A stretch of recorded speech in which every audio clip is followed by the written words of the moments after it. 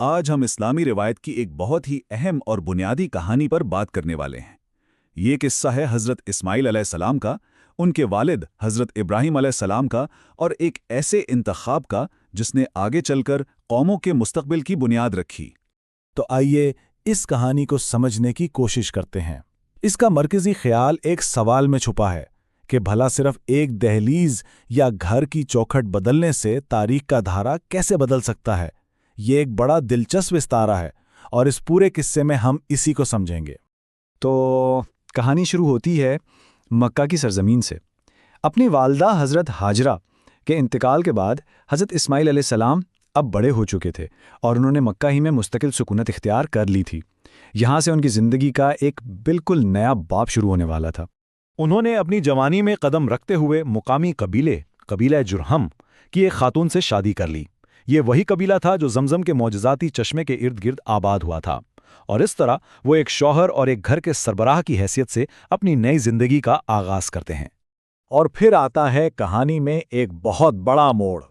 ان کے والد حضرت ابراہیم علیہ السلام ایک طویل عرصے بعد ان سے ملنے کے لیے تشریف لاتے ہیں، لیکن یہ ملاقات صرف ایک ملاقات نہیں تھی، یہ ایک امتحان بھی تھی۔ جب حضرت ابراہیم پہنچے تو حضرت اسماعیل اتفاق سے گھر پر موجود نہیں تھے۔ ان کی ملاقات اپنی بہو سے ہوئی۔ گفتگو کے دوران اس خاتون نے اپنی زندگی، اپنی غربت اور مشکلات کی شکایتیں شروع کر دیں۔ اس کے لہجے میں اللہ کی دی ہوئی نعمتوں کے لیے شکر گزاری کا کوئی شائبہ تک نہیں تھا۔ جاتے ہوئے حضرت ابراہیم علیہ السلام اپنے بیٹے کے لیے ایک پیغام چھوڑ گئے۔ یہ ایک بڑا گہرا اور پراسرار پیغام تھا۔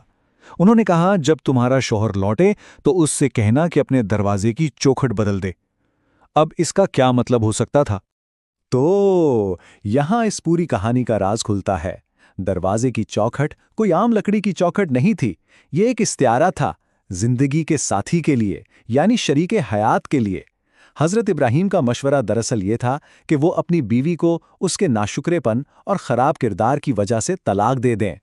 حضرت اسماعیل، جو خود بھی نبی تھے اور اپنے والد کی حکمت کو خوب سمجھتے تھے، فوراً اس پیغام کا مطلب سمجھ گئے۔ انہوں نے اپنے والد کے مشورے پر عمل کیا اور اسی قبیلہ جرہم سے ایک دوسری خاتون سے شادی کر لی۔ کچھ عرصے بعد جب حضرت ابراہیم دوبارہ ملنے آئے تو دونوں بیویوں کے رویوں میں زمین آسمان کا فرق صاف نظر آیا۔ دوسری بیوی کا رد عمل بالکل مختلف تھا۔ انہوں نے ہر حال میں اللہ کا شکر ادا کیا، مہمان کا گرم جوشی سے استقبال کیا، اور وہ تقویٰ اور اچھی سیرت کا ایک بہترین نمونہ تھی۔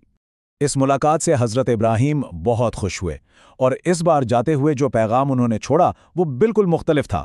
انہوں نے کہا، اپنے شوہر سے کہنا کہ اپنے دروازے کی چوکھٹ کو مضبوط ہی سے قائم رکھے۔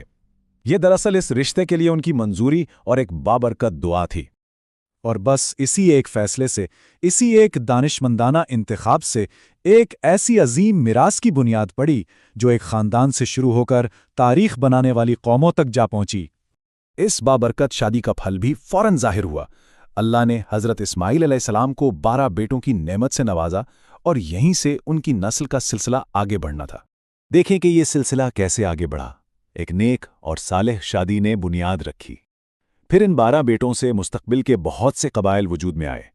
ان کی اولاد عدنانی عرب کہلائی، اور بالآخر یہی سلسلہ نسب مکہ کے سب سے معزز قبیلے یعنی قریش تک پہنچا، جس میں آگے چل کر آخری نبی حضرت محمد صلی اللہ علیہ وسلم کی ولادت ہونی تھی۔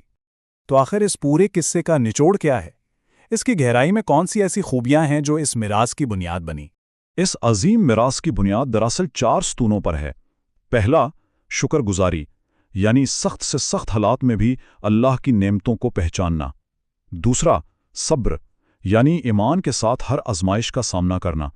تیسرا، اطاعت، یعنی اللہ کی حکمت اور اس کے بھیجے ہوئے حکم کے سامنے سر جھکا دینا۔ اور چوتھا، دیانتداری۔ یہ وہ خوبیاں تھیں جنہوں نے حضرت اسماعیل کی میراث کو اتنا عظیم بنا دیا۔ اور آخر میں یہ کہانی ہمیں ایک گہرے سوال کے ساتھ چھوڑ جاتی ہے۔ سوال یہ ہے کہ ہماری اپنی زندگیوں میں وہ کون سی دہلیزیں ہیں، وہ کون سے اہم فیصلے ہیں جو یہ طے کرتے ہیں کہ ہم آخر کار کیا بنیں گے۔